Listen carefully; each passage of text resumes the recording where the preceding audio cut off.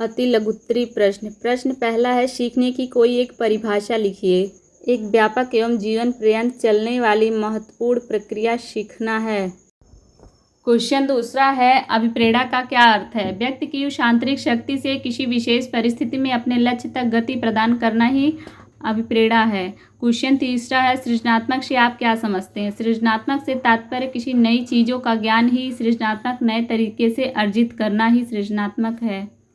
Question चौथा है, क्रिया प्रसूत अधिगम सिद्धांत के प्रतिपादक का नाम लिखिए। B.F. स्किनर। क्वेश्चन पांचवा है, नवजात शिशु में कितनी अस्थियां पाई जाती हैं? 270। क्वेश्चन छठवां है, जीवन के किस अवस्था की सबसे कठिन अवस्था कौन सी है? किशोरावस्था। क्वेश्चन नंबर 7 है, बुद्धि लब्धि निकालने का सूत्र लिखिए। IQ बराबर मानसिक आयु अपान वास्तविक आयु मल्टीप्लाई 100। क्वेश्चन नंबर 8 है, जिन तथ्यों को भूतकाल में सीखा जा चुका है उन्हें स्मरण करना ही स्मृति है। यह कथन किसका है? गुडवर्थ का। किशोरावस्था को किस विद्वान ने उथल पुथल की अवस्था कहा है? स्टेनले हॉल ने। क्वेश्चन नंबर 10 है, कोहलर ने सीखने के सिद्धांत का प्रयोग किस जीव पर किया था? चिंपैंजी, वनमानुष, सुल्तान पे। लघु उत्तरीय प्रश्न। प्रश्न संख्या 11 है, सामाजिक विकास से आप क्या समझते हैं? सामाजिक विकास से तात्पर्य सामाजिक की गतिविधियों से है कि समाज में कितनी प्रगति हो रही है। समाज में बालकों व व्यक्ति के विषय क्षेत्र में कितनी प्रगति हो रही है। क्वेश्चन नंबर 12 है, अधिगम के पठार का क्या अर्थ है? अधिगम के पठार सीखने की इस प्रकार की अवस्था जिसमें सीखने की उन्नति रुक जाती है। इस अवस्था में अधिगम वक्र ऊपर चढ़ने स्थान पर समांतर चलने लगता है और अधिकतर समय तक प्रगति नहीं दिखाई देती है। क्वेश्चन नंबर 13 है, मध्यमान ज्ञात करने की दोनों विधियों का सूत्र लिखिए। वर्गीकृत व अवर्गीकृत दोनों प्रकार के आंकड़ों के लिए मध्य प्रत्यक्ष एवं अप्रत्यक्ष विधियों के द्वारा व्यक्त किया जाता है। माध्यिका m बराबर सिग्मा x अपान n।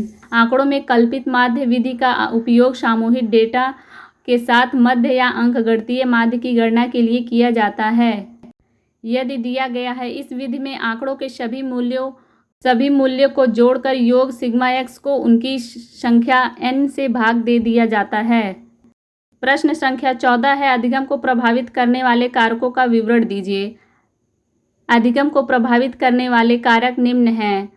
अधिगम एक व्यापक प्रक्रिया है। शिक्षार्थी, शिक्षक, पाठ्यवस्तु, अधिगम व्यवस्था, वातावरण इत्यादि से संबंधित अनेक कारक अधिगम स्वरूप, गति व मात्रा के रूप निर्धारित हैं। पहला पॉइंट है, बालक। बालक किसी भी क्रिया को सीखने का केंद्र बिंदु होता है। शिक्षक का उद्देश्य बालक का सर्वांगीण विकास करना।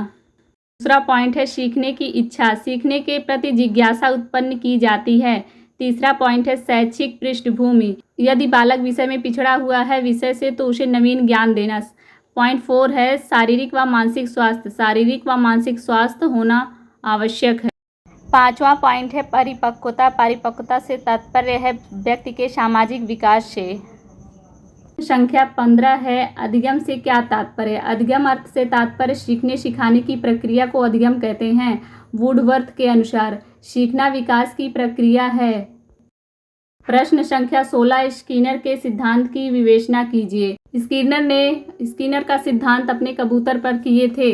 कबूतर पंटिका बॉक्स में बंद भूखे कबूतर ने जैसे ही दाहिनी ओर घूमकर सुनिश्चित स्थान पर चोंच मारी, उसे अनाज का दाना प्राप्त हुआ। इस दाने द्वारा कबूतर को सही व्यवहार की पुनरावृत्ति के लिए पुनर्बलन हुआ। स्किनर का क्रिया प्रसूत अनुबंधन का सिद्धांत है।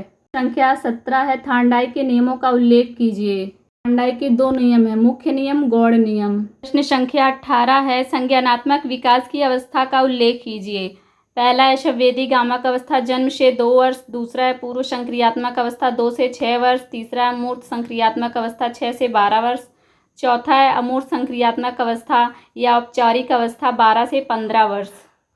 प्रश्न संख्या 19 है, ध्यान एवं रुचि को परिभाषित कीजिए। ध्यान किसी विषय या वस्तु पर ध्यान केंद्रित करना ही ध्यान है। रुचि किसी वस्तु या विषय में अपनी रुचि के अनुसार कार्य करना ही रुचि कहलाता है। प्रश्न संख्या 20 है, मनोवैज्ञानिकों ने किस अवस्था को समस्यात्मक अवस्था कहा है? किशोरावस्था को समस्यात्मक अवस्था कहते हैं। वैलेंटाइन मनोवैज्ञानिक ने ही इस किशोरावस्था को समस्यात्मक अवस्था कहा है। बालकों की किशोरावस्था को समस्यात्मक अवस्था कहते हैं जिसमें बालकों के अनेक विषयों व सोचने समझने की प्रवृत्ति में कुछ समस्याएं उत्पन्न होती रहती हैं, इसलिए इसे मनोवैज्ञानिकों ने इस किशोरावस्था को ही समस्यात्मक अवस्था कहा है।